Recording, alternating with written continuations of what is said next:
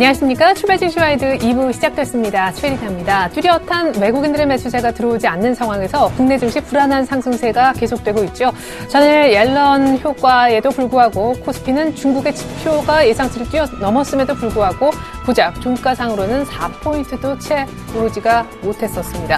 이런 가운데 오늘 국내 이벤트 두 가지가 기다리고 있죠. 2월 옵션 만기와 한국은행 금융통화위원회 기준금리 결정 이벤트인데요. 일단 2월 옵션 만기는 무난하게 소화할 것으로 전문가들은 내다보고 있고요. 기준금리 역시 9개월째 동결이 점쳐지면서 연 2.5%로 묶일 것으로 보여집니다. 간밤에 뉴욕 증시 역시 그간에 있었던 급등세에 따른 매물을 조금 소화하는 과정에서 방향성 없이 조용하게 흘러가는 그런 모습이었는데요. 자, 어제 그래도 옐런의 입에서는 나름대로 긍정적인 말들이 나왔는데 오늘 국내 두 가지 이벤트 잘 넘어갈지 궁금합니다. 출발 증시와이드 2부 시작하겠습니다.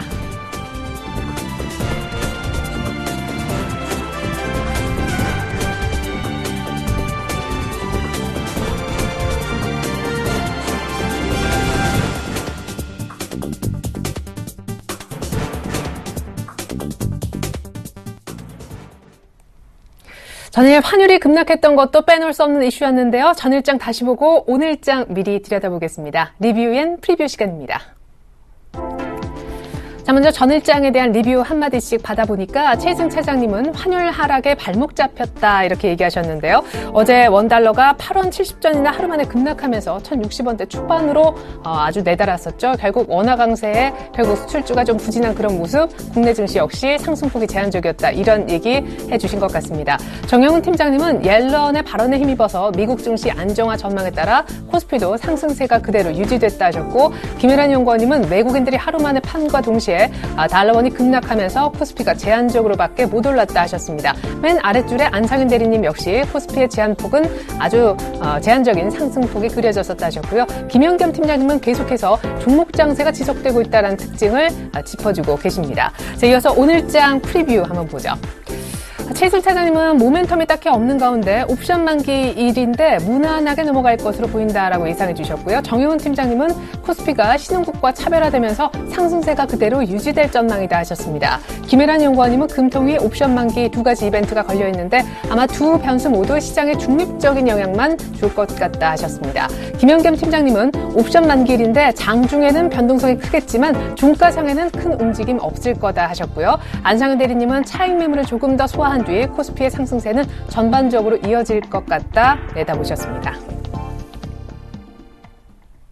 네, 오늘은 전반적으로 긍정적인 전망을 해주신 분이 많았는데 옵션 만기에 관해서 조금 더 구체적인 의견을 주셨던 동부증권 마포지점 김현겸 주식팀장님 연결해 보겠습니다. 안녕하세요. 예, 안녕하세요. 네, 어제 일단 옐런 효과가 크게 나타나진 않았던 것 같습니다. 말씀해 주신 대로 종목장이 지속되고 있는데 오늘 옵션 만기입니다. 전반적으로 무난한 만기를 예상하시는 분이 많은데 조금 더 구체적으로 전망을 주셨더라고요. 예, 지금 옵션 만기일, 오늘 옵션 만기일이죠.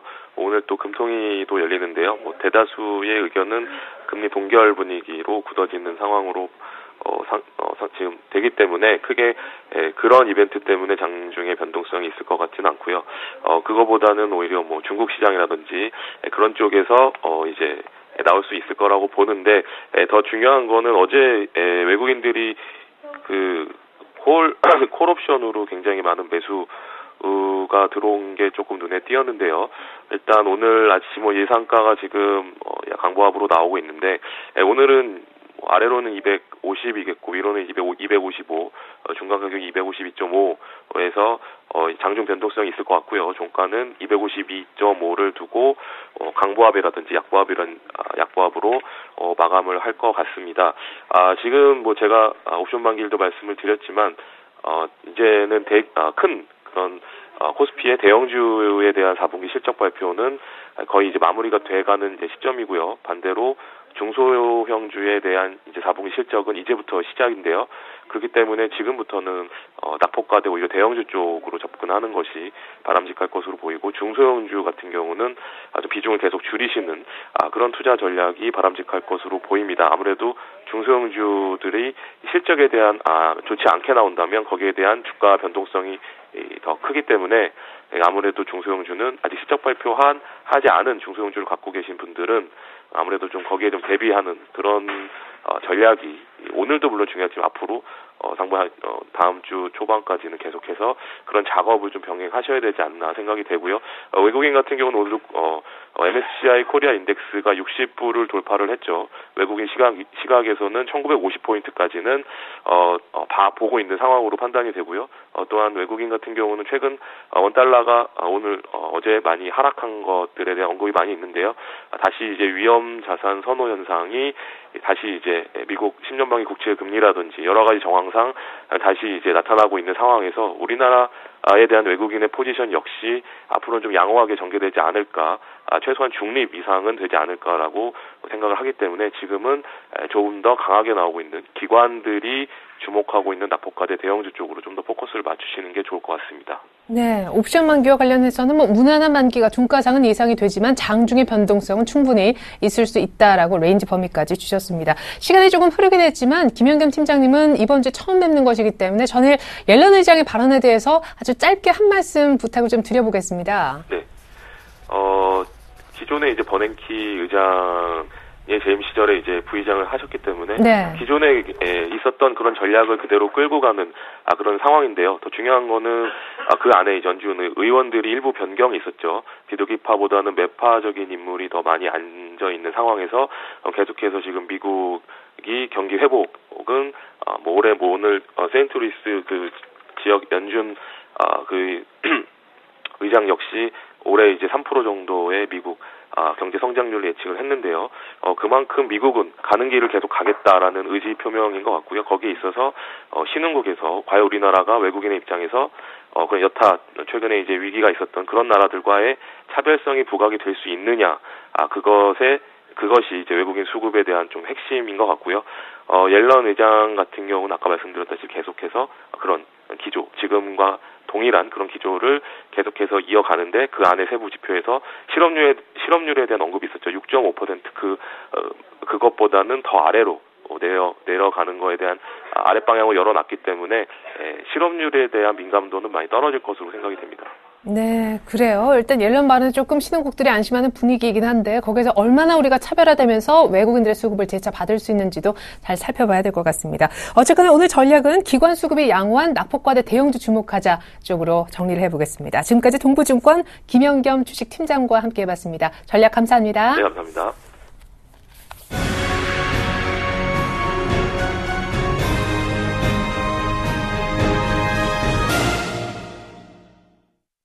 네, 옐런 효과라고 하기에는 어제 너무 조금밖에 오르지 못했다는 평가가 있습니다. 오늘 2월 옵션 만기이고요. 한국은행의 금통위 금리 결정이란 이벤트도 겹쳐 있습니다. 투자 전략 들어보겠습니다. 현대증권 류용석 투자전략 팀장님 연결하겠습니다. 안녕하세요. 네, 안녕하십니까. 네, 역시 옐런 의장 첫 연설에 대한 평가부터 들어보고 싶은데 초저금리 유지하겠다고 해서 전반적인 주식시장의 글로벌리 안도랠리를 불러오긴 했습니다만 테이퍼링도 계속해서 지금 속도를 끌고 갈 것임을 얘기해서 신흥국 입장에서는 위기가 다시 발생하지 않을까 우려도 좀 되더라고요.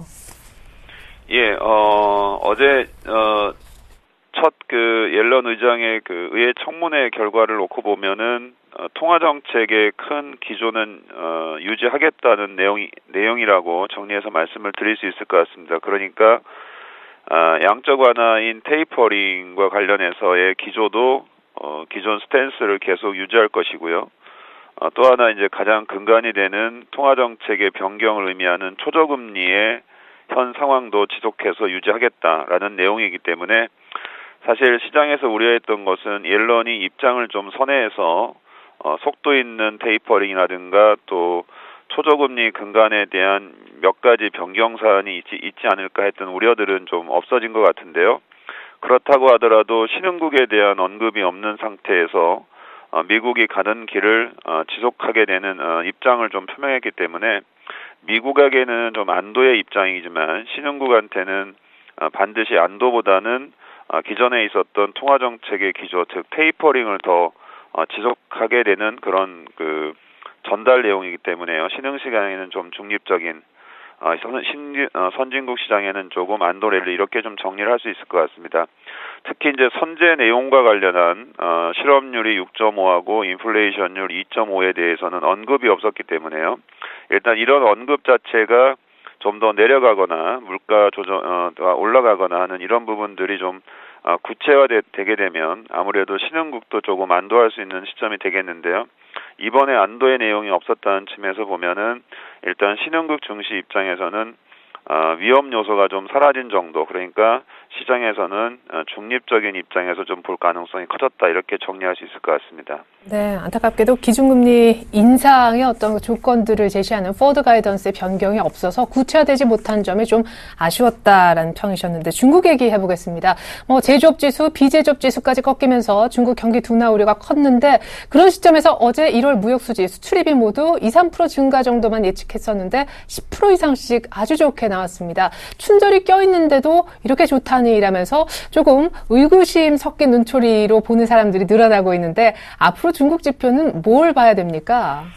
예, 좀 어제 내용 때문에 주식시장도 상당히 좀 혼란스러워했던 것 같은데요. 물론 어제 중국의 1월 수출 증가율이 10.5% 증가를 했습니다. 예상은 거의 보합 정도 소폭 증가였는데요. 이런 영향 때문에 어제 국내적으로도 좀 화학주라든가 일부 기계업종이나 조선업종 이런 쪽이 좀 반등하는 데 좀 기여를 했습니다. 물론 이런 반등 요인이 중국 수출 증가에 대한 기대인지 아니면은 국내 낙폭 과대에 대한 반발 심리에 의한 반등인지는 조금 오늘 정도나 내일 정도 더 지켜봐야겠지만, 어제 중국의 대표적인 10.5%의 수출은 조금 의외라는 판단들을 갖고 있는데요. 왜 그러냐면 그거와 좀 동행하는 지표들인 제조업 지표라든가 기타 선진국 수입 같은 것들을 좀 종합해 보면 10.5% 증가가 나오기 쉽지 않은 결과라는 점입니다. 따라서 아마 이런 숫자에 대해서는 일부 좀 오차가 있을 수 있지 않겠냐는 게 이코노미스트들 가운데서 일부 얘기가 되고 있고요. 일종의 이제 통계적 왜곡 현상이 있을 수 있어서 신뢰하기 어렵다는 것도 일부 좀 반영이 돼서 아무래도 1월보다는 2월 또 3월 지표가 나와서 이런 추세가 유지돼야 아무래도 중국에 대한 신뢰가 쌓일 것 같고요. 그 전까지는 중국은 3월 전인대를 앞둔 입장에서 성장률이라든가 개혁 문제, 또 기존에 있었던 구조개혁 문제들을 계속 부담을 안고 가는 모멘텀이라는 측면에서 보면 어제 있었던 수출에 대한 팩트가 우리나라 증시에 지속적으로 긍정적 영향을 주기에는 조금 제한적이라고 보고 있고요. 오히려 이번 주에 발표되는 소비자 물가와 생산자 물가 금요일 발표되는 게 중요한데요. 소비자 물가보다는 저는 생산자 물가가 상당히 중요한 의미를 갖고 있다고 보고 있습니다. 왜 그러냐면 지난달 생산자 물가가 1.4% 마이너스였는데요. 이번에 예상치는 마이너스 1.6으로 좀 더 확대된다고 지금 예상을 하고 있습니다. 이 얘기는 아직 중국의 가장 중요한 생산과 투자 지표가 좋지 않다는 걸 의미하고, 물가에서 이는 지난번에도 마찬가지지만 마이너스 물가의 소비자 생산자 물가는 결국 우리나라 산업재 소재나 이런 섹터에 대한 부정적인 실적 전망을 암시할 수 있는 지표들이기 때문에요. 어제 반등했던 화학이나 기계, 조선업종에도 심리적으로 좀 부담이 될 수 있는 금요일 생산자 물가라는 지표를 생각해 본다면은 앞서 말씀드린 대로 수출 증가가 일시적인 증시의 심리 효과에 그칠 가능성도 커졌다, 이렇게 보고 있습니다. 네, 그래요. 이번 주 금요일 날 발표할 중국의 물가 가운데 특별히 생산자 물가 지수 잘 봐야 되겠다. 소재와 산업재 섹터의 반등세가 다시 한번 제한될 수 있으니까라고 얘기 들어봤습니다. 자, 오늘 국내 이벤트가 두 가지 걸려 있어요. 옵션 만기는 무난하게 소화될 거다라고들 하고 금리는 동결될 거라고 하는데, 역시 그렇게 보시는지, 그렇다면 근거는 뭔지 들어보고 싶습니다. 예, 일단 옵션 만기 같은 경우에는 프로그램 매매가 상당히 중립적으로 좀 나타나고 있다는 점인데요. 지금 현재 시장의 베이시스가 0.4 정도인데요. 오늘 만약에 베이시스가 1.0 이상이 되게 되면 차익 거래가 유발될 가능성이 있는 포인트고요. 0.0 이하로 가게 되면 매도로 돌변할 수 있는 형태인데, 어제 미국 증시 동향이나 전일까지의 국내 증시의 여러 가지 흐름으로 봐서는 베이시스가 1.0 이상으로 벌어지거나 0.0 이하로 갑자기 매도로 전환되진 않을 것 같습니다. 특히 이번에 청산 가능할 수 있는 매수 차이 잔고가 1천억 정도로 극히 제한되어 있기 때문에요. 베이시스 수준에서나 청산 물량에서 본다면은 거의 중립적 이런 입장들이 가능하다고 볼 수 있기 때문에, 일단 만기는 이번 시장에서는 큰 무리 없이 넘어갈 변수로 보고 있습니다.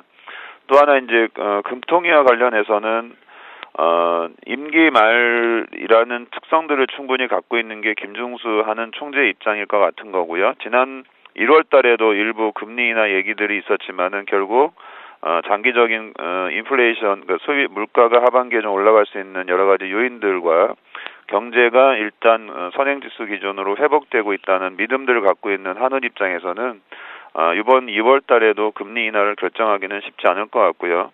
거의 만장일치로 동결하지 않을까 이렇게 생각합니다. 문제는 시장에서는 곧 있을 그 한은 총재의 교체를 앞두고 어떤 인물이 후보로 나설 수 있느냐가 더 관심거리로 나타날 가능성이 있는데요. 어쨌든 이 부분은 시차가 조금 1, 2개월 정도 있기 때문에 당장 오늘 변수로 보더라도 금통위 변수는 시장에 또 역시 중립적으로 작용할 가능성이 높다 이렇게 봐야 될 것 같습니다. 네, 3월까지는 김중수 총재의 임기가 계속해서 이어지겠죠.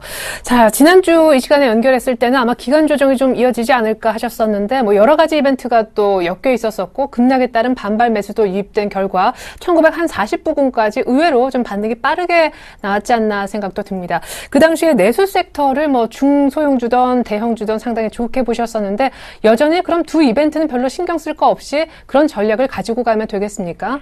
예, 저희들이 생각하는 건 지수는 당분간 크게 움직이는 폭은 작다고 보고 있고요. 그러니까 하단으로 보면 여러 가지 대외 신흥국 얘기나 테이퍼링 속도나 이런 그 리스크 오프라고 하는 현상이 나오더라도 국내는 한 1870이 쉽게 안 깨지는 지수로 보고 있고요.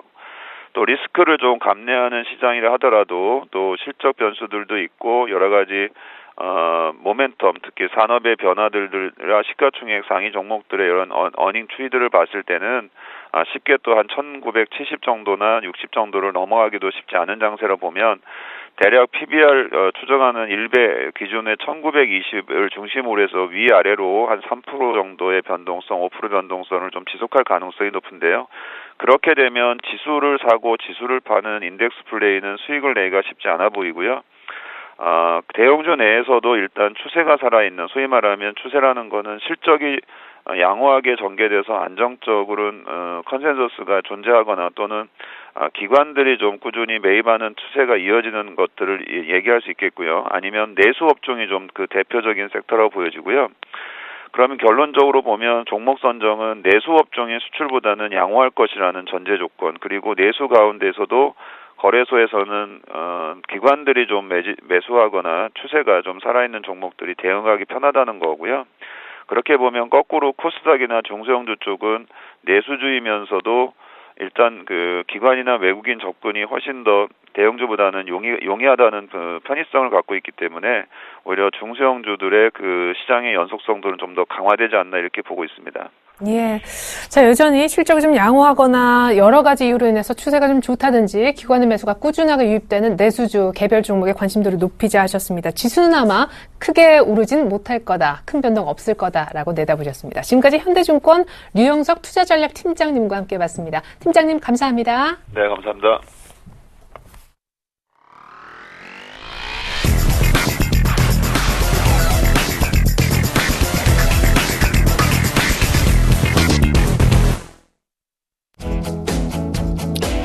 네, 안녕하세요. 아침 동시효과를 진행하는 김용준입니다. 오늘 그 시장을 좀 진행하는 상황에서 오늘 이제 금일장이 하락할 건지 상승할 건지 상황을 먼저 좀 점검을 하겠습니다. 오늘 지수는 큰 폭으로 오르기도 큰 폭으로 하락하기도 좀 어려운 상태에서 시장 에너지는 50% 정도가 맞습니다. 그러니까 오늘 전략은 한마디로 말씀드려서 많이 빠지면 사시면 되고요. 많이 올라가면 파는 그런 장이 맞을 걸로 일단 판단이 됩니다. 일단 그렇게 보는 근거 중에 하나가요. 일단 오늘 옵션 만기입니다. 이제 사실 옵션 만기라는 것은 요번 옵션 만기 같은 경우는 1월과 3월의 중간에 좀 껴있는 상태이죠. 보통 이제 전통적으로 있습니다. 그러니까 1월달 옵션 만기 같은 경우는 배당과 관련된 물량이 넘어오기 때문에 청산 매도 물량이 나온다고 해서 1월 옵션 만기는 굉장히 부담스러운 날이었고요. 3월 같은 경우는 이제 동시만기입니다. 그렇기 때문에 2월달 같은 경우 비교적 좀 한산한 거래를 좀 보일 가능성이 있는데, 일단 우선 옵션 만기 차익 잔고 기준으로 본다면, 현재 기준으로 3조 3,600억 정도 남아 있습니다. 그러니까 이게 프로그램 매수와 프로그램 매도를 뺀 순수한 차익 잔고가 얼마 정도 남았냐라고 보는 건데, 3조 3,600억 정도. 그러면 이제 1월달 잔고가 얼마 정도였었냐면 4조 567억. 그러니까 1월달에 비해서 약 6천억에서 7천억 정도는 프로그램 매도가 좀 정리가 돼 있다고 볼 수가 있습니다. 그렇기 때문에 오늘 장에서 물량으로 소화될 수량은 그렇게 크지 않다. 그래서 이제 여기서 이제 조금 더 전체적인 흐름들은 그렇게 나쁘지 않은데, 이제 외국인들이 갖고 있는 5천억 정도의 방향이 어떻게 될 거냐. 지금 잔고로 가지고 있는 5천억 정도의 방향이 어떻게 될 거냐인데, 이거는 베이스 차이에서 결정될 가능성이 상당히 큽니다. 앞부분에서도 설명을 들으셨겠지만, 베이스 차가 급격하게 변화된다면, 종목별로 움직임들이 다르게 나타날 가능성도 있기 때문에, 이거 부분은 배제할 수 없습니다. 그래서 앞부분에서 말씀드릴 때, 많이 빠지면서 하고 많이 올라가면 판다라는 얘기가 이 얘기였고요. 오늘 금통위 결정 비교적 무난하게 넘어갈 것 같고 별 이벤트가 없을 것 같습니다. 금리 동결로 가야 될 거고요. 그리고 국내 증시 같은 경우에는 금통위의 의사결정이 지수의 방향을 위쪽으로 끌고 갈 수가 없습니다. 다만 부정적인 요소를 미치냐 안 미치냐만 보면 되는데 오늘은 부정적인 요소가 없는 상태에서 긍정적인 요소도 없는 그냥 그런 상태의 금통위 결정이 될 가능성이 있다. 그렇기 때문에 큰 이벤트가 아니라고 일단 볼 수가 있고요. 지금 당분간 지수는 좀 지루한 횡보세를 보일 가능성이 있다. 그래서 급락 이후 회복 국면이 지금 나타나는 상태에서 회복의 속도는 좀 더딘 모습을 좀 보일 가능성이 있다는 거고요. 그리고 향후 중요 변수는 우리가 시장을 판단하는 가장 중요한 변수는 중국의 금융 정책을 좀 잘 살펴보셔야 될 것 같고요. 글로벌 경기 모멘텀이 긍정적으로 나타날 때 지수의 방향을 이쪽으로 잡아줄 수 있는지를 보셔야 될 걸로 판단이 됩니다. 자, 오늘 관심 갖고 이제 볼 수 있는 종목 한 가지 정도 설명을 드리도록 하겠습니다. 이제 한솔 테크닉스라는 종목을 좀 설명해 드리겠습니다. 한솔 테크닉스라는 종목은 어떤 회사냐면, 예전에 전통적으로 이제 BLU를 하던 데입니다. BLU라는 게 보통 이제 패널 쪽, 디스플레이 쪽에서 발광을 좀 해주는 쪽인데, 예전에는 CCFC라는 걸 갖고 발광을 했다고 한다면, 최근에 이제 LED를 갖고 발광을 하면서 업황이 상당히 턴을 하고 있는 중이라고 보시면 될 것 같고요. 그리고 이제 한솔 테크닉스를 바라보는 가장 큰 포인트는 뭐냐면, 결국은 이러한 어떤 기본적인 영업 환경들이나 이런 것들이 개선되는 것은 턴 어라운드 쪽에서의 긍정적인 모습이고, 신성장 쪽에서는 어떤 부분을 좀 보셔야 되냐면, 최근에 이제 무선 충전 시스템이 있습니다. 무선 충전 시스템이라는 게 있는데 이 무선 충전 시스템이 이제 애플도 적용을 하겠다고 하는 거고요. 지금 삼성도 지금 적용을 하겠다고 하는데 아직까지는 초기 시장이기 때문에 규모가 얼마나 커질지는 조금 더 지켜봐야 되겠지만 결국 시간이 가면 갈수록 이 무선 충전 시스템에 대해서는 상당히 어떤 중요한 얘기거리가 될 거고요. 아마 무선 충전 시스템이 본격화된다면 최대의 수혜주가 될 수 있는 것이 한솔 테크닉스다라고 볼 수가 있습니다. 차트 흐름 잠깐 보면서 말씀드릴게요. 최근에 주가가 강하게 올라왔다가 좀 조정을 어느 정도 받았죠. 조정을 받고 나서 다시금 정상적인 상태로 지금 복귀를 하고 있습니다. 그렇기 때문에 오늘 같은 경우 상승을 하게 되면 전고점을 뚫어내는 상황에서 다시금 추세 상승으로 전환되는 흐름이라고 일단 볼 수가 있고요. 수급적인 측면에서는 기관들이나 아직은 외국인보다는 기관 쪽에서 집중하고 있다. 이렇기 때문에 지금 기관 중심의 수급은 계속적으로 반복되고 있기 때문에 긍정적인 모습이라고 일단 볼 수가 있습니다. 그래서 매매 전략은 현가격 정도에서 매수 들어가시면 될 것 같고요.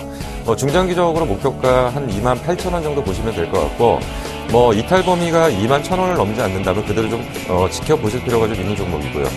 지금 현재 동시호가 진행 사항들 봤었을 때는 아직은 소폭 플러스 정도로 지금 나오고 있는데, 여기서 일단 오늘 장중에 보시면서 천천히 매수하시고, 아까 이제 말씀드린 게 이동평균선 기준으로 한 22,000원 정도, 이 정도가 우리가 좀 공략해야 될 포인트가 아닌가 좀 생각이 듭니다. 자, 저는 잠시 후에 동시호가 시작하고 나서 다시 돌아오도록 하겠습니다.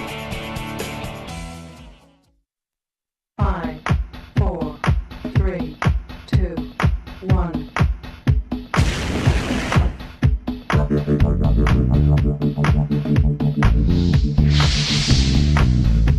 시장에 숨겨진 동력을 발굴한다. 옐로우칩 중심의 초과 수익을 목표로 저 김용준이 여러분의 개장 멘토가 되어드리겠습니다. 예, 지금 장이 시작했고요. 거래소는 지금 소폭 마이너스 정도가 찍힐 것 같고요. 그리고 이제 지금 삼성전자가 최근에 좀 강하게 움직였었죠. 최근에 이제 반등폭이 좀 나타났었는데 오늘은 조금 이제 주춤하는 좀 모습을 좀 보이고 있습니다. 지금 삼성전자가 지금 전체적으로 지수의 하단을 잡아주고 있고요. 삼성전자하고 그 현대차가 지수의 하방을 좀 잡아주고 있다라고 한다면 나머지 낙폭과대 종목들이 조금씩 이제 바닥에서 좀 탈출하는 모습들을 좀 보이고 있습니다.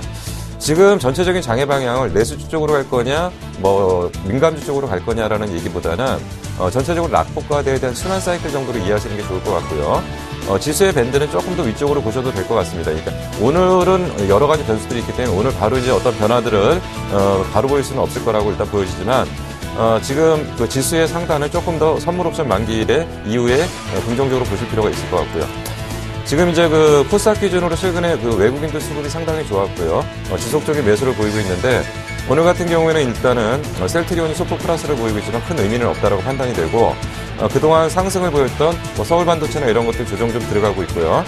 최근에 그 비교적 안정적인 흐름을 보이고 있는 CJ ENM 그리고 이제 CJ 홈쇼핑 이런 것들이 지금 소폭씩 플러스가 났습니다. 자, 그리고 일단은 잠깐 말씀드렸던 종목 다시 한번 잠깐 점검을 하겠습니다. 지금 한솔테크닉스가 지금 보합 소폭 플러스에서 매매 공방 중인데 아직까지 거래량은 크지 않습니다. 거래량이 이제 1200주이기 때문에 큰 의미는 없다. 그래서 이런 종목들 역시도 추격해서 들어가기보다는 흘러내릴 때 조금씩 받아가는 매매들. 그래서 중장기적으로 좀 끌고 나가실 필요가 있고요. 지난주에 말씀드렸던 그 LG 디스플레이 같은 경우는 올해 업황이 괜찮아질 걸로 보기 때문에 조금 중기적으로 보셔도 크게 무리는 없을 걸로 판단이 됩니다. 자, 오늘 제가 준비한 수는 여기까지고요. 저는 다음 주 목요일 날 다시 찾아뵙도록 하겠습니다. 감사합니다.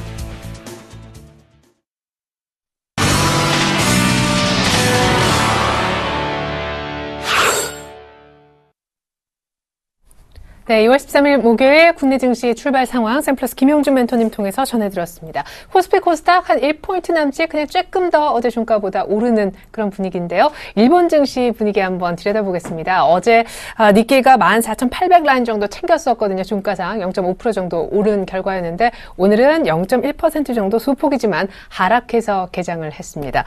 일단 옐런 효과에도 불구하고 어제 이제 외국인들이 좀 팔면서 많이 오르지 못했었는데 오늘 두 가지 이벤트 안고 있는 우리 장 출발은 그닥 큰 변동은 없어 보입니다.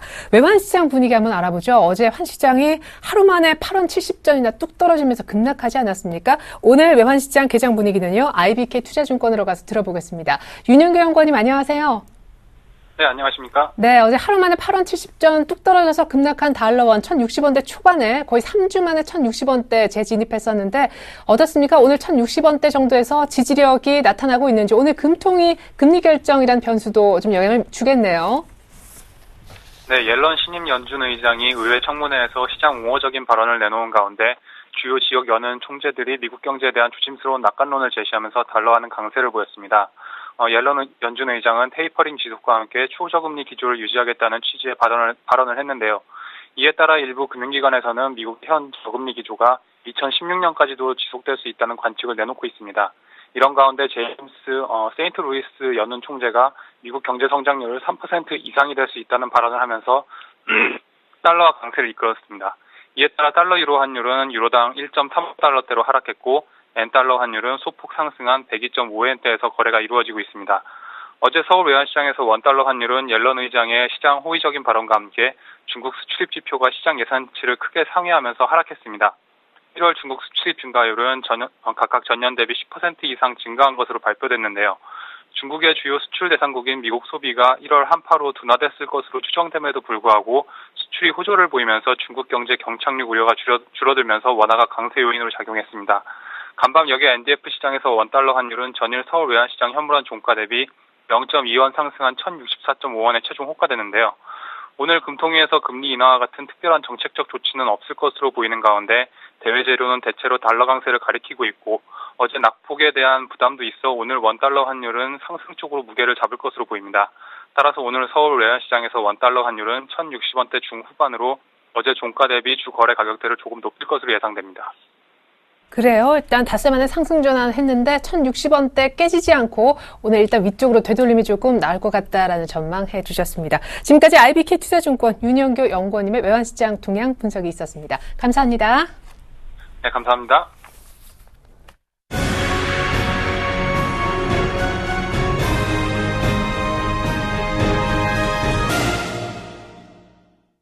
오늘은 2월 13일 목요일 2월 옵션 만기일이죠. 관련해서 투자 전략 저 꼼꼼하게 세워보겠습니다. 현대증권 공원배 연구원 연결돼 있는데요. 안녕하십니까?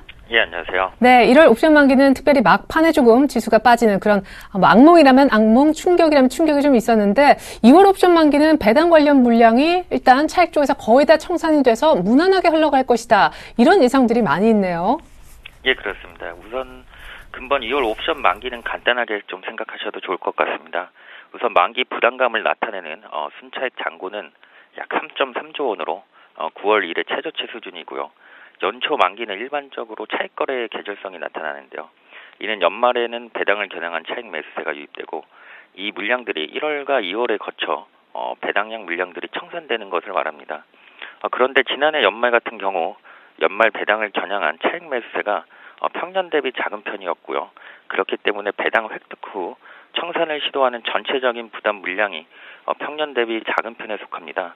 또한 해당 물량마저도 지난 1월 옵션 만기와 테퍼링 이슈에 따른 베이시스 하향 국면에서 만기 이전에 청산이 일단락 완료되었다고 판단이 되기 때문에 근본 옵션 만기에 실질적으로 경계해야 할 부담 물량은 가벼울 것 같습니다.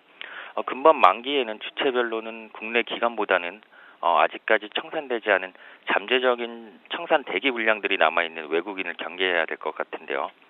국내 기관과는 달리 외국인의 차익 물량들이 단기 성향이 아니라 장기 성향이라는 점에서 현 시장 상황과 베이시스 고려 시에 근본 옵션 만기에 외국인의 대규모 차익 청산 가능성은 희박할 것으로 판단이 됩니다.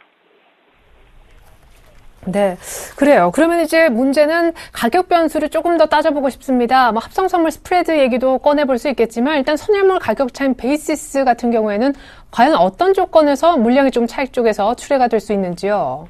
결론적으로 말하면 금일 만기는 중립 스탠스의 흐름이 전개될 가능성이 높을 것으로 예상이 되는데요. 네. 우선 최근 테퍼링 이슈와 미국 경제지표 부진으로 인해 글로벌 악재들이 중첩되면서 선물 외국인 포지션에 이러한 부분들이 선반영되었고요. 따라서 추가적인 선물 외국인의 매도 여력은 제한적일 것으로 생각이 됩니다. 이러한 선물 외국인의 매도 포지션이 반영되었던 이유 때문에 최근 베이시스는 하향화 국면에 있는데요. 추가적인 선물 외국인의 매도 여력이 제한적인 만큼 베이시스 역시 추가적인 급락 가능성은 낮아 보입니다. 금일 베이시스는 현재 수준 내에서 제한적인 등락을 보일 것으로 예상이 되고요. 베이시스의 급락 가능성도 낮지만 또한 큰 폭의 베이시스 개선을 이끌 수 있는 선물 외국인 매수세가 유입될 환경 또한 어려운 상황으로 보입니다. 따라서 금일 프로그램 차익 거래 부분은 매수와 매도가 양방향으로 제한적인 유출입을 보이면서 중립 스탠스가 유지될 가능성이 높습니다. 한편 차익 거래가 중립 스탠스의 흐름을 보인다면 순수 바스켓 소요인 프로그램 비차익 거래에 따라 금일 방향성이 좌우될 가능성이 높은데요. 이 비차익 부분은 일반적으로 글로벌 펀드의 자금 흐름과 연동되는 모습을 보이고요. 최근 신흥국 자금을 주도하고 있는 GEM 펀드군에서 자금 이탈이 지속되면서 금일 신흥국으로 분류된 한국 시장에서의 비차익 부분 역시 대규모 급매수세 반전 가능성은 낮을 것으로 판단이 됩니다. 또한 장마판 매도 충격 혹은 매수 서프라이즈 이런 합성 선물을 활용한 전략 또한 제한적일 것으로 예상이 되면서 만기 자체 효과는 제한적일 것으로 전망이 되는 상황입니다. 네. 그래요. 일단 비차익 쪽에서 약간 변수가 있을 수 있겠지만 전반적으로 중립의 의견을 주셨는데 만기 이후 국내 증시가 조금 더 힘을 내려면 파생 쪽에서 어떤 의미 있는 변화가 좀 있으면 좋겠습니까? 역시 만기 이후의 국내 증시의 반등 체크 포인트는 아까 말씀드린 비차익 부분인데요. 이 비차익 부분은 신흥국 글로벌 펀드와 연계되는 만큼 글로벌 펀드의 신흥국 관련 자금 개선과 선물 외국인의 의미 있는 매수세, 즉 규모 있는 매수세 유입이 선행되어야 될 것 같습니다. 이렇게 신흥국 관련 글로벌 패시브 펀드들의 자금 이탈이 지속되는 상황에서 신흥국으로 분류된 한국 시장에서 지수형보다는 한국 기업을 직접적으로 겨냥한 액티브 펀드의 자금 유입이 더욱 유리한 상황이기 때문에 지수보다는 개별 종목 위주의 대응이 아직까지는 더욱 유리할 것으로 생각이 되는 상황입니다. 네, 일단 글로벌 펀드 신흥국 관련해서 자금이 조금 들어오고 선물 쪽에서도 외국인들의 지속적인 매수세가 유지돼야 만기 이후에 국내 증시가 조금 더 힘을 낼 수 있을 거다 이렇게 예상해 주셨습니다. 전반적으로는 오늘 중립 만기를 내다보셨습니다. 지금까지 현대증권 공원배 연구원과 함께 옵션 만기 전망 분석해봤습니다. 잘 들었습니다, 연구원님. 예, 감사합니다.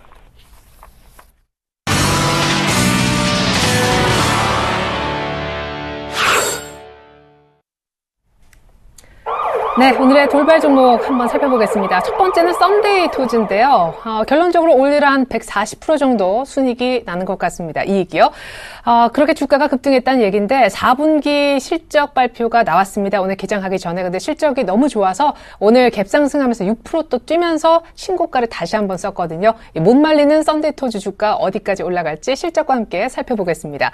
두 번째는 NH 엔터테인먼트예요. 역시 4분기 실적 개장 이전에 썬데이 토즈보다 약간 더 먼저 발표를 했는데 NH 엔터 조금 주가는 그렇게 좋지 못하죠. 최근에 약간 살아나려고 하고 있는데 NH 엔터 실적과 역시 주가 전망 같이 한번 들어보겠습니다.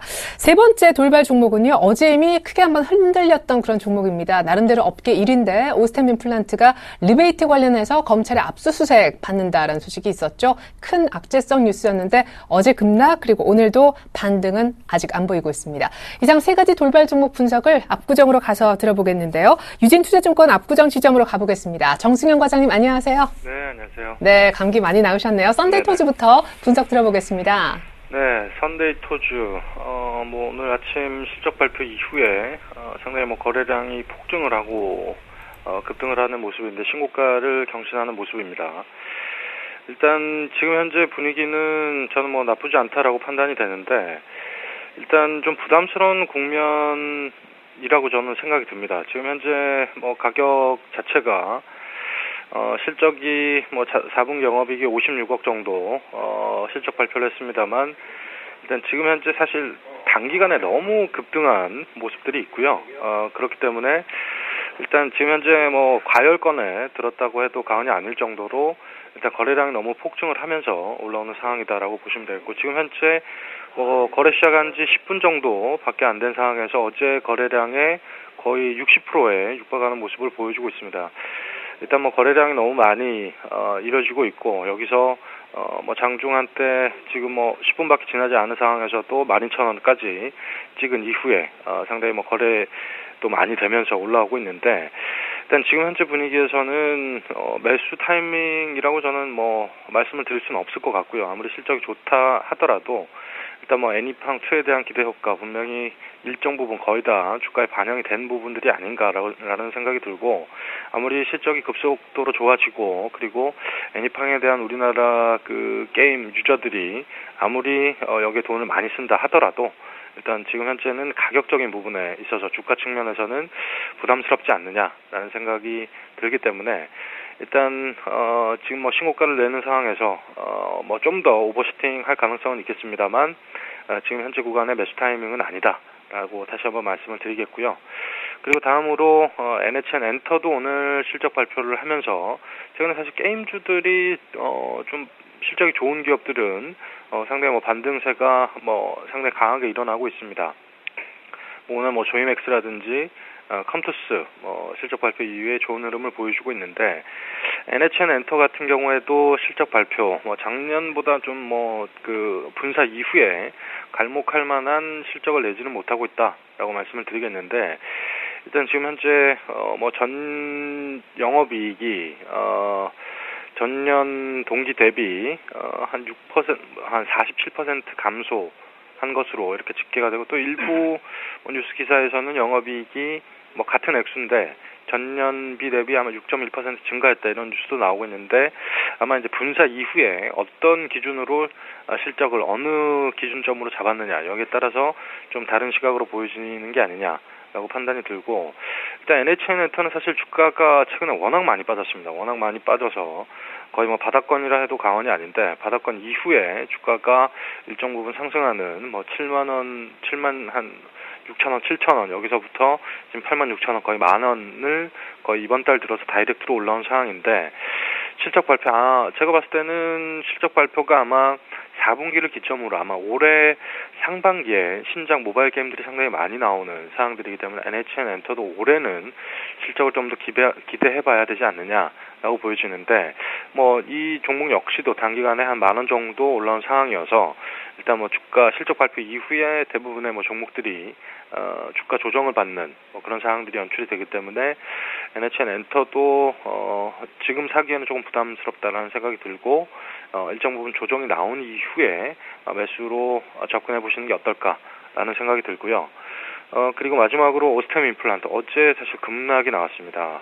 여러 가지 좋지 않은 뉴스들로 인해서 어제 급락이 나오면서 오늘 또 뭐 2% 정도 갭 하락을 출발했습니다만 지금 현재는 양봉을 조금 내는 듯한 모습을 보여주고 있고, 일단 어제 오늘 뭐 빠진 거 감안하면 뭐 한 10% 넘게 빠졌기 때문에 저가 매수는 충분히 들어올 수 있는 타이밍이다라고 보여지고, 결국 이런 뭐 압수수색이라든지 뭐 최근에 뭐 CO 리스크가 불거지는 그런 기업들, 뭐 단기적으로는 악재 요인으로 뭐 시장에서는 판단을 하고 있습니다만, 결국 이 좀 썰물이 지나간 이후에는 또 저가 매수가 단기적으로는 이루어질 수 있다.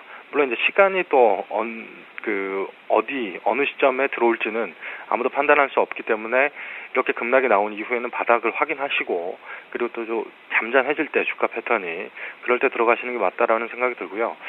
일단 뭐 가격적인 부분에서는 좀 더 매력적인 가격으로 진입한 거는 사실입니다.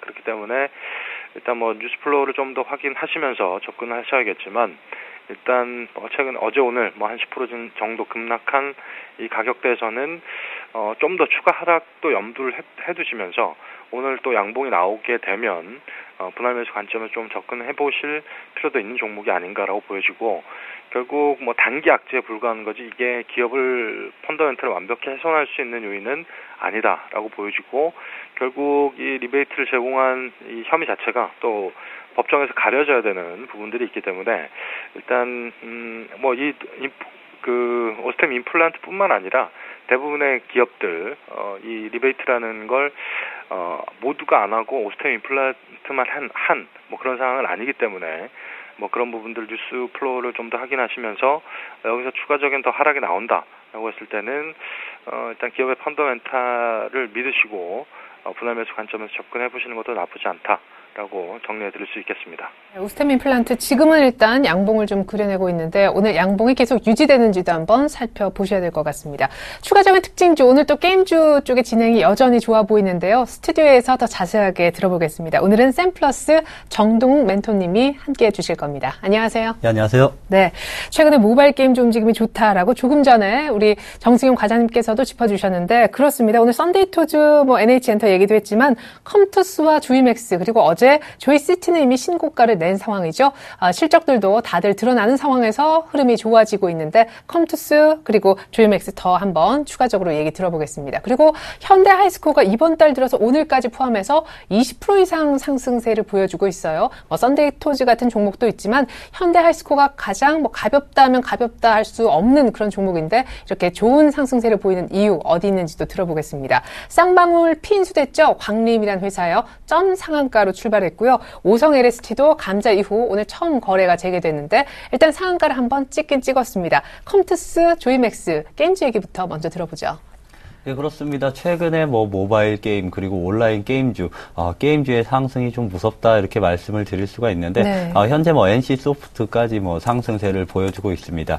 그 와중에 오늘 특별하게 뭐 상승세를 유지하고 있는 것이 컴투스와 뭐 조이맥스다 이렇게 말씀을 드릴 수가 있는데, 조이맥스 현재 오늘까지 뭐 4% 가까운 상승세를 보여주고 있습니다.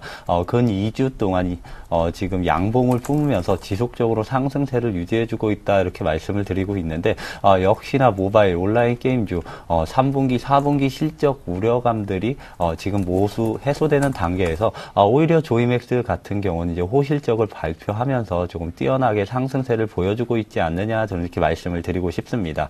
그렇지만 어느 정도는 이제 모바일이나 뭐 온라인 게임주, 게임주에 대해서 조심을 해야 되는 시기가 오지 않았느냐, 저는 이렇게 말씀을 드리고 싶은 게, 사실상 이러한 모바일 게임주 상승의 시작을 알렸던 것이 이제 썬데이토즈입니다.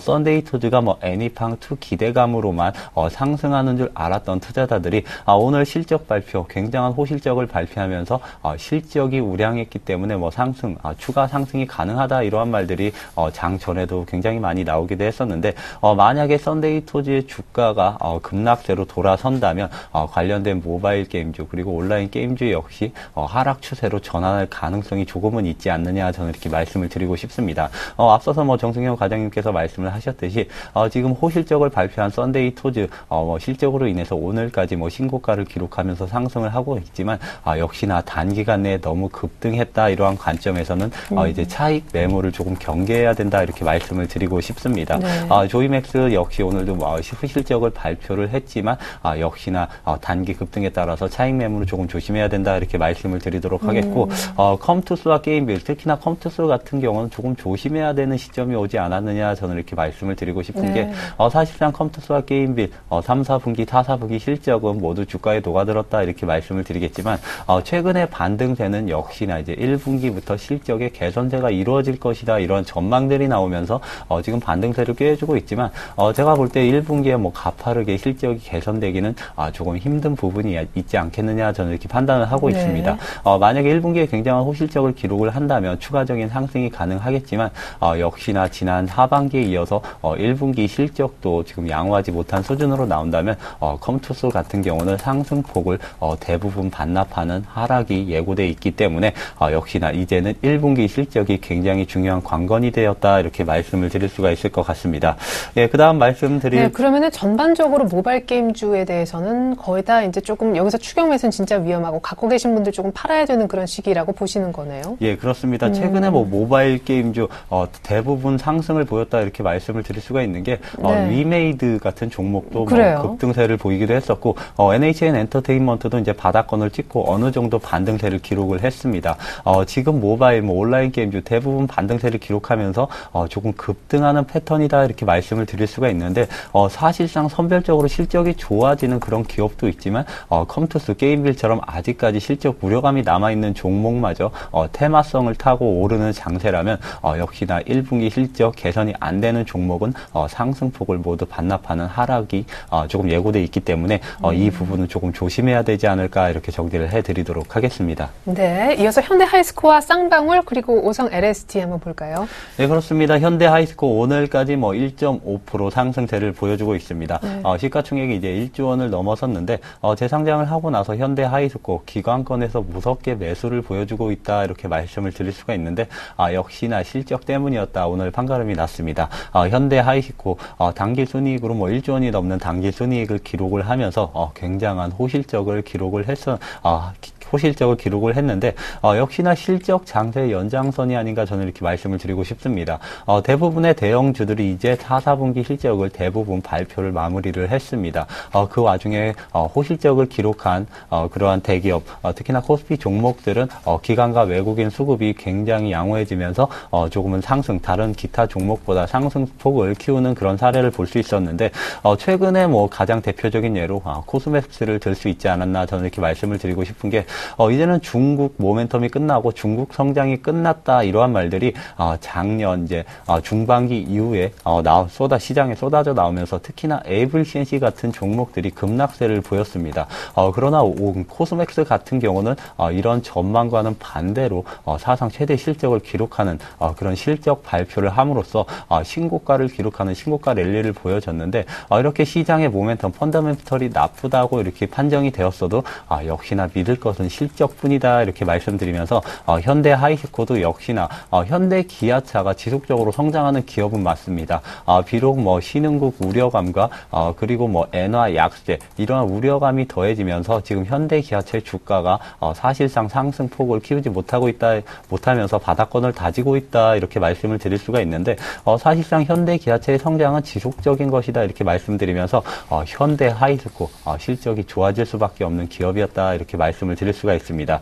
그렇지만 이제 신규 매수는 조금 자제해야 되는 시기가 되지 않았느냐 이렇게 말씀을 드리고 싶은 게 이렇게 호실적을 발표한 기업 역시나 어느 정도 반영된 부분이 있기 때문에 이제는 재료가 노출되었기 때문에 어느 정도 차익은 경계해야 된다 이렇게 말씀드리면서 눌림목을 줄 시에는 좀 장기 관점으로 분할 매수가 가능한 종목이 현대 하이스코어가 아닌가 이렇게 정리를 해드리도록 하겠고 네. 예, 그 다음은 이제 쌍방울에 대해서 말씀을 해드리도록 하겠습니다. 쌍방울 지금 점 상한가에 시작을 해서 지금 잠시 상한가가 풀리기도 했지만 현재도 뭐 상한가 잔량 160만 주 잔량이 나오면서 지금 상한가를 기록을 하고 있습니다. 제 개인적으로 봤을 때 뭐 살 수도 없거니와 내일 만약에 내일장에서 살 수 있다고 하더라도 역시나 매수는 자제해보자 이렇게 말씀을 드리고 싶은 게 광림에 뭐 피인수 된다고 해서 회사 실적이 굉장히 가파르게 좋아질 것이냐 그것이 아닙니다. 그냥 최대 주주만 변경을 하는 것이기 때문에 쌍방울 같은 경우는 조심을 해야 된다 이렇게 말씀을 드리고 싶은데 쌍방울이 오늘 왜 상한가를 갔느냐 쌍방울은 전반적으로 지금 주가 흐름 차트를 보시면 테마에 의해서 주가가 형성이 된다 이렇게 말씀을 드릴 수가 있습니다. 제가 기억이 잘 나진 않는데 쌍방울이 뭐 예전에 테마에 의해서 뭐 3-4배 이상 급등하는 그런 사례를 보이기도 했었는데 역시나 그 물량 소화 과정이라고 볼 수는 없겠지만 장기적으로 하락 추세에 있던 것이 오랜만에 뭐 피인수 최대 주주 변경을 통한 이런 공시가 나왔기 때문에 역시나 그 기대감으로 지금 상한가를 기록을 했는데 역시나 조심해야 될 무조건적으로 조심해야 되는 종목이 쌍방울이 아닌가 이렇게 말씀을 드리도록 하겠습니다. 그 이유 중에 하나가 이제는 뭐 테마주 장세가 본격적으로 저물고 있다 이렇게 말씀을 드리고 싶습니다. 전일장에도 뭐 지금 뭐 황우석 관련주로 엮인 SE큐브 같은 종목이 점 상한가로 시작했다가 오히려 장 막판에 많이 흔들리면서 마이너스 10%로 마감을 했습니다. 그만큼 테마주 장세가 약해진 요즘 장세입니다. 요즘 장세는 본격적으로 실적 장세로 돌아섰기 때문에 쌍방울 뭐 개별적으로 뭐 이슈가 있지만 실적이 가파르게 개선되지 않는 종목이다 이렇게 말씀드리면서 신규 매수는 자제해보자 이렇게 말씀을 드리도록 하겠고 마지막 종목은 이제 오성 LST입니다. 오성 LST가 이제 감자 후에 오늘 첫 거래일을 맞았는데 현재 7% 좀 급등세를 보여주고 있다 이렇게 말씀을 드리고 싶습니다. 오성 LST 올해 실적이 가파르게 개선되느냐 저는 가파르게 개선되기는 조금 힘들지 않느냐 이렇게 보는 관점이 큽니다. 오성 LST 현재 뭐 시가 총액 자체가 3천억 원이 넘는 그런 기업이다 이렇게 말씀을 드릴 수가 있을 것 같습니다. 그런데 지금 오성 LST 같은 경우는 지금 자본 잠식 상태입니다. 이를 해소하기 위해서 지금 감자를 한 상태지 않느냐 저는 이렇게 판단을 하고 있는데 지금 감자 만약에 실적이 개선되지 않는다면 역시나 감자 이후에 유상증자 절차를 밟아야 되는 것이 오성 LST가 아닌가 저는 이렇게 말씀드리면서 만약에 뭐 태양광 시장 올해는 2013년보다 조금은 개선될 것이다 이런 전망들이 나오고 있지만 역시나 오성 LST 개별적으로 실적이 가파르게 개선되지 않는 이상은 추가적인 유상 증자를 감안하면서 접근은 조금 신중하게 해야 되는 종목이다 이렇게 정리를 해드리도록 하겠습니다. 네. 오늘 만기임에도 불구하고 경계감을 딛고 코스피가 추가 상승을 코스닥도 추가 상승세를 보여주고 있는데 환율은 되돌림을 접고 다시 재차 하락 쪽으로 방향을 틀고 있는 시점입니다. 추가 특징주 더 알아보죠. 오늘 게임주 얘기를 많이 하게 되는데 온라인 게임의 대표 주자인 NC소프트도 이미 바닥권에서 10% 이상 수익이 계속 쌓이고 있는 그런 상황입니다. 일본 쪽으로 블레드앤소울 진출 이런 얘기들도 최근에 새로운 모멘텀이 되고 있는데 NC소프트도 지난해 실적 나왔죠. 한번 봐야 되겠고요. 특별히 오늘 SK 하이닉스가 드디어 4만 원을 찍고 신고가를 경신했습니다. 미리 파신 분들 아이고 하이닉스에 4만 원이 올 줄이야 하실 것 같습니다. 그래도 갖고 계신 분들을 위해 전망 한 번 더 들어보고요. 남북 경협주가 롤러코스터를 타고 있어요. 하루 만에 다시 급락세로 전환되고 있습니다. 고위급 접촉에서 남북 간의 견해차만 확인하고 사실상 얻은 내용이 없었다라는 분석 때문인 것 같은데 오늘 아이핀 관련주들도 나름대로 테마가 작지만 형성되고 있습니다. 먼저 NC소프트, 하이닉스 분석을 다시 압구정으로 가서 들어보겠습니다. 정승용 과장님. 네.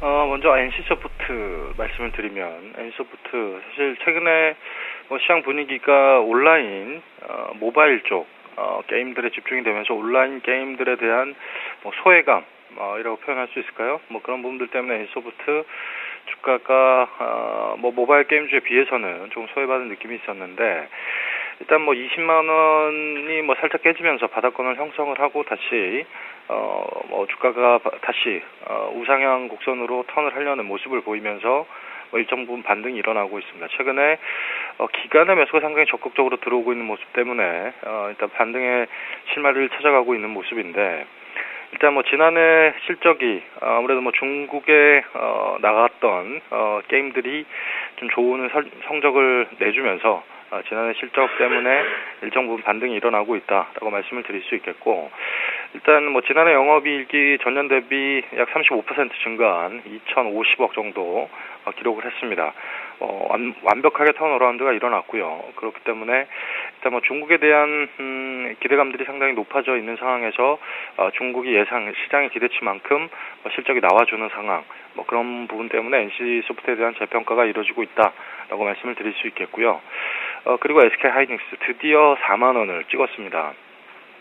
사실 SK하이닉스 같은 경우에는 4만 원이 거의 마의 벽이다라고 해도 과언이 아닐 정도로 4만 원만 가면 무너지고 무너지고 했었던 그런 종목 중에 하나인데, 일단 그렇게 무겁게 느껴졌던 4만 원을 오늘 터치를 했기 때문에 과연 이제는 이제 4만 원을 안착을 할 것이냐, 이런 부분들이 시장에서 가장 높은 기대감들이 아닌가라고 보여지는데, 일단 SK하이닉스 사실 제가 SK하이닉스에 대해서 주가를 물어보면 항상 4만 원이 아마 벽일 것이다. 4만 원을 안착하기는 상당히 힘들 것이다. 결국 개인들이 상당히 좋아하는 주식이기 때문에 기술적인 패턴으로 아마 4만 원의 벽이 만들어질 수밖에 없지 않겠느냐, 이런 얘기들을 많이 했었는데, 지금도 그 관점은 저는 변함은 없습니다. 일단 실적이 아무리 좋아지고 하더라도 결국 지금 현재 밸류에이션이 그렇게 싼 사항들은 아니기 때문에 아마 단기 차익 실현 물량 충분히 나올 수 있을 것 같고, 그리고 하이닉스는 SK 하이닉스 같은 경우에는 아무리 강하게 상승을 하더라도 늘 굴곡을 주면서 올라가는 종목, 그렇기 때문에 매수기에도 항상 주고 매도 타이밍도 항상 주는 종목, 그렇기 때문에 개인들이 매매하기 상당히 좋아하는 주식 중에 하나라고 판단이 되기 때문에, 일단 아마 한 3만 5, 6천 원 이 사이에 접근하셨던 분들은 지금 현재 단가 자체가 한 10% 정도 남을 수 있는 가격대까지 와 있는 상황이시라면 저는 4만 원대 일단 한번 차익 시전이 필요한 시점이 아닌가라고 말씀을 드릴 수 있겠고요. 52주 신고가를 돌파하더라도 이 종목은 항상 계속 치고 나갔던 그런 종목은 아니었다라는 점 항상 염두를 해두시면서 한번 짧게 끊어 파시고 나중에 다시 매수 타이밍을 잡는 그런 노력들이 필요하지 않을까라고 말씀을 드릴 수 있겠고, 또 다음 종목으로 남북 경협주, 남북 경협주 같은 경우에는 이 뉴스에 너무나 민감할 수밖에 없습니다. 정부 정책에 따라서, 그리고 현 정부의 북한에 대한 의지, 이런 부분들 때문에 어떻게 우리 정부가 북한을 대하느냐, 이 정책에 따라서 이 남북 경협주가 뜨니, 방산주가 뜨니, 이럴 수밖에 없는 주식시장의 현상인데, 일단 지금 현재 분위기에서는 별로 이제 뉴스플로우가 좋지 않게 나왔기 때문에 일단 단기적으로는 악재 요인이라고 받아들이시면 될 것 같고, 결국 이 테마주는 그야말로 단기 단발성 테마주이기 때문에 그렇게 접근하시는 게 무조건 맞고요. 일단 저는 개인적으로는 남북 경협주, 방산주 이런 종목들을 좋아하지 않는 사람 중에 하나여서 일단 접근 자체도 저는 별로 권해드리고 싶지 않다라고 마지막으로 말씀을 드리고, 그리고 종목이라고 할 수도 있고 업종이라고 할 수도 있는데, 아이핀 관련 업종이 오늘 상당히 강합니다. 대표적으로 이니텍 오늘 다이렉트로 상한가를 가는 모습을 보여주는데, 거래량도 거의 어제에 비해서 한 8배 정도 증가를 하면서 150만 주가 거래되고 긴 양봉을 장대 양봉을 그리면서 상한가로 직행을 했습니다. 아마 이 주민번호를 대체하는 게 이제 아이핀이다라는 부분들, 이게 정책적으로 사실 현재까지 존재는 하고 있습니다만 별로 이제 주민번호에 완벽하게 대체제 역할을 못했기 때문에 이 아이핀으로 갈 것이냐 말 것이냐, 여기에 대한 논란이 분명히 있었기 때문에 가게 되면 분명히 수혜를 입을 수 있는 종목이다라는 생각이 들고, 일단 상한가를 간 데는 충분히 이유가 있다라고 생각이 됩니다. 충분히 관심 있게 보셔야 될 종목일 것 같고, 이 정보 유출 때문에 앞으로 이 아이핀 번호 이쪽으로 아마 주민번호가 대체될 가능성은 상당히 높다라고 생각이 들고, 그렇기 때문에 일단 시장에 관심을 별로 못 받다가 최근에 관심을 받으면서 올라온 상황이고, 그리고 뭐 그렇게 실체가 없는 회사도 아니기 때문에 관심을 가지면서 이렇게 테마군이 항상 형성이 될 때, 초창기 때 주가 수익률이 가장 높은 점을 감안한다면 지금부터라도 조금씩 관심을 가져볼 만한 기업이 아닌가라고 생각이 듭니다. 네, 그럼 오늘 곧바로 이제 상한가에 직행해버렸는데 이니텍은 어느 정도 가격대가 오면 재차 접근이 좀 가능할까요? 일단 기술적으로 이제는 보셔야죠. 영업이익이 계속적으로 지속적으로 한 200억 정도 나온 회사이기 때문에 영업이익이 200억인데 지금 현재 1000억도 안 되는 상황이거든요. 그렇다고 보면 밸류에이션 매력은 충분히 있는 종목이기 때문에 뭐 실체가 없는 주식은 절대 아니다라는 부분 다시 한번 강조드리고, 이렇게 1000억이 되지 않는데도 영업이익이 이렇게 잘 나온다라는 점. 하지만 이제 워낙 최근 이전까지 거래량이 없었기 때문에 아마 좀 접근하시기 힘든 부분들인데, 오늘 사실 거래량이 터지면서 고가를 경신을 했습니다. 그렇기 때문에 일단 접근 가능한 가격대를 보시자면 한 2,300원에서 4,500원 이 사이 정도까지는 아마 단기적으로 조정이 나올 것 같고, 지금 지난번 고점에 윗꼬리를 달면서 찍었던 고점을 오늘 완벽하게 장대 양봉으로 찍어냈기 때문에 저는 오늘 상승분의 한 반 정도는 주가 조정이 나온다라고 본다면 한 4,500원 이하권에서, 여기에 매물대가 깊게 쌓여있기 때문에 이 정도 가격대는 충분히 올 수 있다라고 말씀을 드리고, 그 정도 가격이면 전 접근 가능하지 않겠느냐라고 말씀을 드리겠습니다. 네, 이니텍 오늘 상승의 절반 정도까지 재차 빠지면 그때쯤 매수 접근 가능하겠다. 기술적 분석까지 들어봤습니다.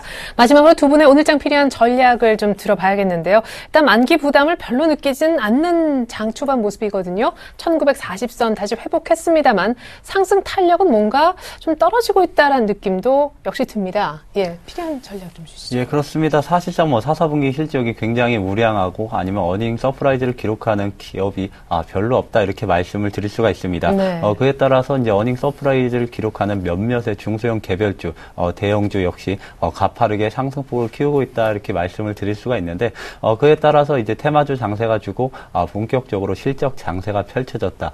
그리고 중소형 개별주는 이제부터 실적 장세가 펼쳐질 것이다, 이렇게 예상한다면 역시나 4분기 실적이 굉장히 우량한 그런 중소형 개별주를 선별적으로 투자하는 그런 시기가 오지 않았느냐, 이렇게 설명을 해드리도록 하겠습니다. 네, 그래요. 은근히 이제 중소형주 쪽의 실적 발표가 본격화되면서 통틀어서 그냥 걱정을 많이 했었는데, 의외로 어닝 서프라이즈 내는 종목들 속출하고 있고, 그 종목들 주가 흐름이 괜찮은 편이죠. 앞서서 우리 정동 멘토님 조금 전에 말씀해 주신 분은요, 모바일 게임주 단기에 많이 올랐으니까 수익 실현하라는 쪽으로 조언을 주시기도 했었습니다. 이어서 정수영 과장님의 조언도 좀 들어보겠습니다. 오늘 옵션 만기인데 조언 한 말씀 부탁드려도 될까요? 네.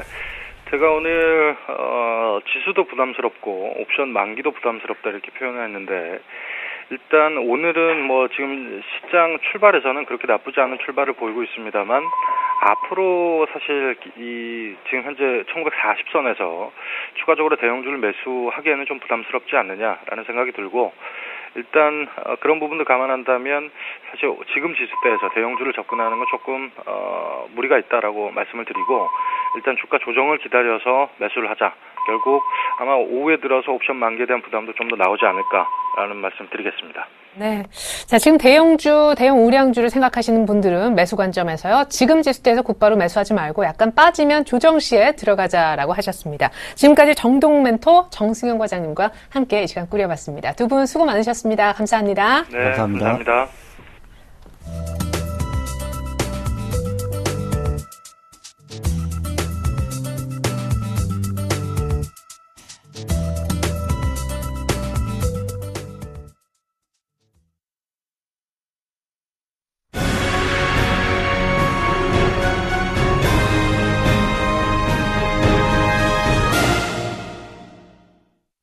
네, 드디어 오늘이 그날이죠. 파생하시는 분들 오늘 선물 만기, 옵션 만기입니다. 샘플러스 김동현 멘토님 전화 연결해서 조금 더 정확한 만기 당일 투자 전략 들어보도록 하겠습니다. 주쌤 안녕하세요. 네, 안녕하십니까. 네, 어제 사실 254대까지 회복을 했습니다. 만기 바로 하루 전이지만 어느 정도 상방 쪽으로의 만기 결제 지수 힌트는 거의 다 나왔다고 보시는지요? 당일 전략까지 황금 라인 들어보겠습니다. 네, 일단 지금 기준에서 시장은 전체적으로 여론에서는 중립의 의견이 상당히 많았고요. 그중에 좀 특징적이었던 레포트가 동양증권의 레포트가 하나 있었습니다. 매도 우위 쪽을 조심하자라는 의견들이 좀 많이 나왔던 레포트이 유일무이하게 좀 하나 있었는데요. 일단 결론적으로 지금 상세하게 좀 보여드리겠는데요.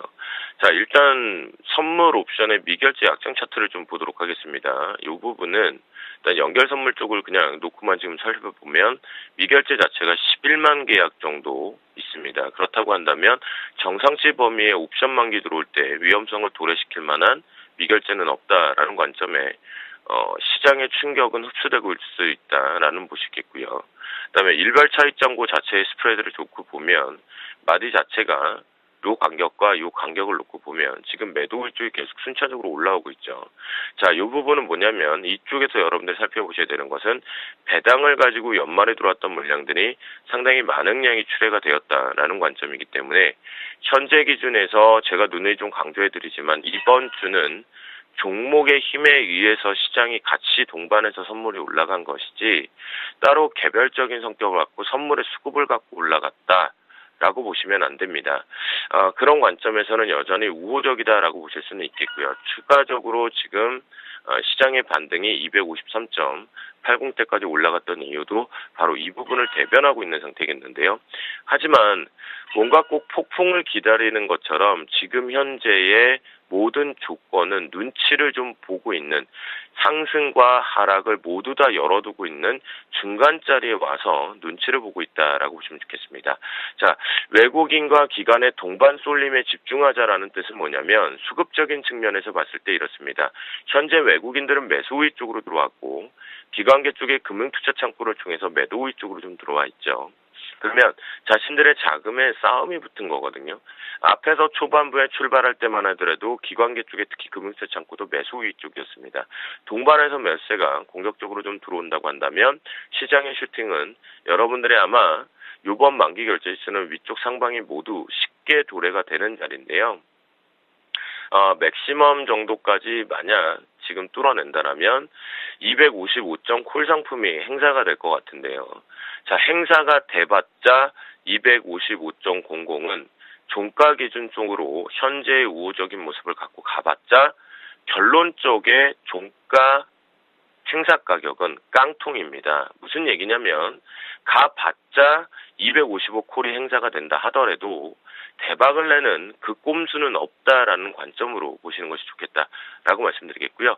초반 모습 역시 상방을 결제할 수 있게끔, 즉 추가 반등이 가능하게끔 우호적으로 모두 다 들어와 있는 관점이다라고 보시면 좋겠습니다. 특히나 오늘 종목 몇몇 종목을 특징적으로 찍어서 지금 움직이고 있거든요. 그 종목군들로 페이크 속임수를 하나 만들고 위쪽으로 최저점 대비해서 순간적으로 지금 1.3포인트 정도를 위쪽으로 반등치를 가져왔는데요. 자, 고관점으로 놓고 보면 종목, 몇 종목에 집중을 해보실 필요가 분명히 있을 것 같겠고요. 제가 늘 말씀드리지만 파생하기 때문에 종목을 보지 않는다. 나는 종목을 보기 때문에 선물의 흐름을 보지 않는다. 그러면 아쉽지만 시장에선 여러분들의 위너가 될 수가 없습니다. 수급을 잡아야지만 수급으로 아무리 저평가 국면에 있다고 하더라도 전체적인 주도 수급 주체를 읽어야지만 잡아 끌 수 있는 부분이겠고요. 그런데 자, 제가 다음 자막으로 이 외국인들의 풋옵션 매수 강도를 집중해서 봐야 된다라고 했는데 현재 기준에서 일단 매도 쪽으로 좀 잡혀 있습니다. 아마 요거는 계속해서 매도 쪽으로만 보이실 확률이 좀 높은데요. 제가 보는 관점에서 지금 이벤트 제대로 안 걸고 있는 것 같습니다. 중요한 포인트에서 일단은 지지력이 나오면서 2단 지지력이 나오면서 상승 쪽으로도 들어왔는데요. 현재 외국인들이 만약 오늘 계속 시간이 흘러가면서 이 풋옵션 쪽이 매수 증가 쪽으로 전환이 되게 되면 앞에서 생각했던 여론 그리고 주쌤도 말씀드렸던 파생은 순간순간적으로 모든 전략이 바뀐다라고 했죠. 그거를 그냥 아침에 전략을 잡았으니까 끝까지 끌고 가면 위험해지는 것이 파생입니다. 그런 관점에서 이 외국인들의 풋옵션 추이 좀 잘 보시면 오늘 결제지수의 답을 다시 한번 확정치를 잡으실 수가 있겠고요. 그다음 만기 이벤트에 대한 염려들을 좀 많이 하시는데요. 자, 저는 결론을 내드리도록 하겠습니다. 만기 이벤트 없습니다. 예, 그러니까 만기 이벤트의 증시 영향력이 없다라는 겁니다. 그 얘기는 무슨 얘기냐면 개별 종목 알아서 자기 갈 길 갑니다. 지금 이미 급등가고 있는 종목군들도 분명히 포착이 되어 있고요. 눌림이 들어오는 쪽 하다가 강한 상승세 쪽으로 유지시켜주고 있는 개별주 분명히 있습니다. 또한 대형주 쪽에서 지수 관련된 종목과 연계성이 있는 종목군들도 상방 배팅 쪽으로 양봉을 들이고 있는 시점입니다. 자, 그런 관점이기 때문에 증시 이것이 이벤트성으로 우려하지 말자. 그만큼 앞에서 보여드렸던 프로그램 추이나 베이시스의 영향, 미결제의 추이, 그리고 몇몇 특징들이 또 있겠죠. 네, 주셈의 노하우가 있겠죠. 그 관점을 놓고 보면 우려할 만한 것은 없습니다. 또한 이 만기가 끝났다고 해서 폭풍이 나올 건 없습니다. 단 결제가 됐을 때만 하나 정도 체크해 볼 필요는 있겠는데요. 자, 저는 오늘 이렇게 결론을 내겠습니다. 만약 시장이 255 콜 상품을 행사해서 끝내게 된다면 저는 현 선물 동반으로 단기 트레이딩했던 종목군들 다 때리고 현금화 시킨 다음에 내일 대응하겠다. 라고 힌트까지 다 드렸으니까 그거 잘 보시면 좋겠고요. 자, 오늘장 같은 경우 외국인 잘 봐라 라고 말씀을 좀 드렸고요. 차트상으로 이제 마지막 하나 정도만 체크하면요. 오전장 황금 라인은요. 252.50으로 설정을 합니다. 벌써 요 밑에 지금 있다라는 것이 여러분들 파악이 될 겁니다. 오늘 저점이 252.55잖아요. 제가 절대 전략을 지금 바꾸지 않고 있는 시점인데요. 자, 이미 252.50 쪽에 우호적으로 들어오면서 상승 쪽으로 좀 올라왔습니다. 스프레드 자체가 1P 정도로 지금 갭이 발생이 되어 있는데요. 하지만 여러분께 분명한 것은 여전히 눌림에서 매수를 잡아야 된다. 제가 지금 강조하고 있는 것은 파생과 현물 모두 다 추격 매수보다는 확실히 살아있는 종목군들의 음봉 매수가 여러분들의 자산을 증식하는 지름길로 잡혀 있는데요. 그 관점이라고 놓고 본다면 252.50이 훼손됐을 때만이 여러분들은 매도 전략으로 스위칭을 하자라는 관점이겠고요. 이 부분 훼손하지 않는다면 매수 스위칭으로 잡으시면 좋겠습니다. 이 중간 쪽의 자리점은 주생과 가족들이 대응할 수 있는 영역 부분이다 보니까 오늘 노출을 좀 못해드리겠다고 말씀드리겠고요. 여전히 지금 이런 음봉 캔들이 나온다고 하더라도 꾸준하게 매수가 좀 유리한 상태로 가고 있다라고 말씀드리도록 하겠습니다. 네, 오늘 만기일인데 오전장 황금 라인은 252.50이었습니다.